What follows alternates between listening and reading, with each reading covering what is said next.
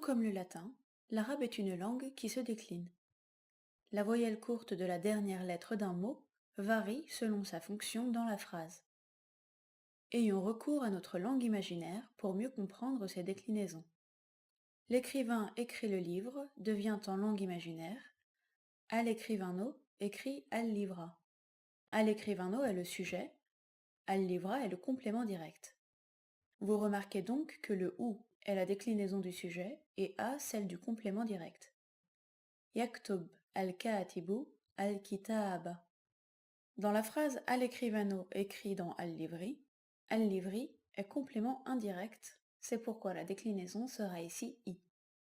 Yaktub al-katibu fil kitabi. Si le mot est indéfini, la voyelle courte de la déclinaison est doublée.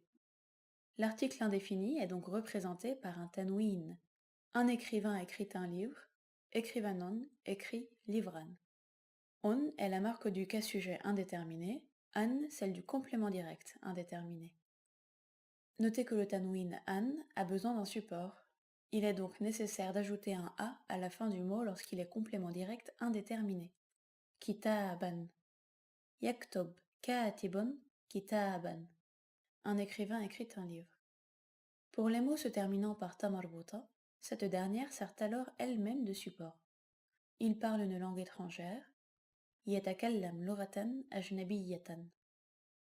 La marque du cas indirect, indéterminé, sera donc le tanwin en. Écrivanon écrit dans livrin. Yaktub katibun fi kitabin. Il existe donc 3 cas de déclinaison.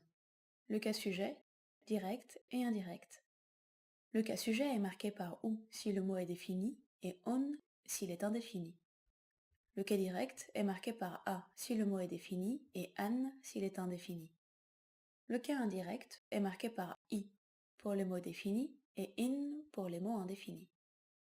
Le cas sujet concerne le sujet de la phrase verbale, le mubtada et le khabar de la phrase nominale. Yatakallam at-talibu. At-talibu latifun. Indahu sayyaratun. Le cas direct concerne le complément direct et d'autres compléments que vous découvrirez progressivement. Uhibbu al-raqsa. Adrus lughatan jadidatan. Le cas indirect concerne le complément indirect, les mots suivant une préposition et le deuxième terme de l'annexion. Yatakallam ma'a talibi. Fil madrasati talibun. A'rif zamil al-muhandisi. Au pluriel des hommes réguliers, le ou et le on deviennent oun, mu'allimoun. Le a et le an, ainsi que le i et le n, deviennent tous les 4 in, mu'allimin. C'est pourquoi, comme nous l'avons vu précédemment, le pluriel en oun est utilisé uniquement lorsque le nom a mubtada, khabar ou sujet. Al-musafiroun lubnaniyoun. Yatakallam al-mu'allimun. يعرف المعلمون المهندسين. يذهب المعلمون إلى بيت المهندسين. Au pluriel des femmes déterminées, le ou reste ou.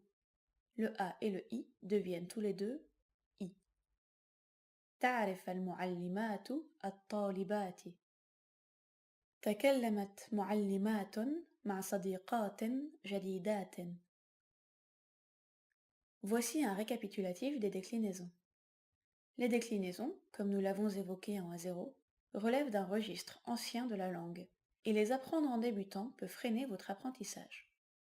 Vous sauriez certes décliner, mais vous sauriez moins parler. Nous rejoignons l'idée de Jacques Brel sur le latin. Rosé, rosé, rosé. C'est le tango des récompenses. Quel est à ceux qui ont la chance d'apprendre dès leur enfance tout ce qui ne leur servira pas.